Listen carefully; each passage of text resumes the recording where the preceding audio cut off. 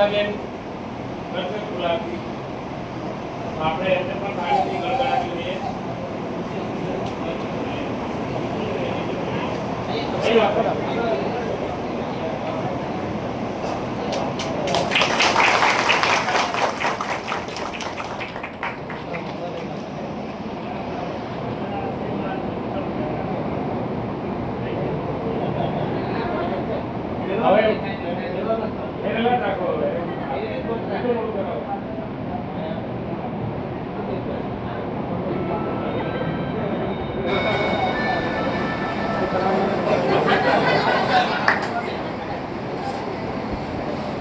હવે વધુ આગેવાનોને સ્વાગત કરશે પણ આપણે ઓફિસમાં જઈને સ્વાગત કરીશું પ્રમુખ ઉપપ્રમુખનું.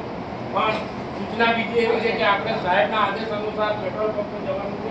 જે આપણે લોકોની મુશ્કેલીઓ પડે છે ખેડૂતોને કે ગાડીવાળા બધાને, તો આપણે પહેલાં પેટ્રોલ પંપે મુલાકાત લઈશું. ત્યાર પછી પેટ્રોલ પંપે આપણે જઈને આપણે જે કંઈક સૂચના આપવાની છે પેટ્રોલ પંપવાળાને કે પછી મીડિયા માધ્યમથી આખા સરકારનો વિરોધ કરવાનો છે. આ ભાજપ સરકાર એટલી તાનાશાહી કરીને આજે દેશમાં કટોકટી લાવી છે એનો આપણે વિરોધ પ્રદર્શન પેટ્રોલ પંપે કરવાનું તે બતાવી પછી આપણે સર્કિટ હાઉસે મિટિંગનું આયોજન રાખેલું છે તાત્કાલિકમાં.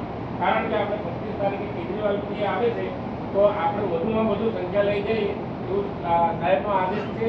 તો આપણે એને પાર પાડે કે આજે સભા કંઈ થશે એ વરઘોડો નીકળશે એ આખા ગુજરાતમાં નોંધ એટલે આપણે 27નું જ આયોજન છે એવું માનીને ચાલો કે સાહેબને અહીંથી આપણે જીત આખા દક્ષિણ પટ્ટામાં અપાવીએ એ રીતે આપણે પબ્લિક લઈ જવાની છે.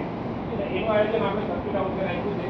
હવે આપણે ઓફિસમાં જઈને ત્યાં પ્રમુખ ઉપપ્રમુખનું ત્યાં સ્વાગત આગેવાનો કરશે.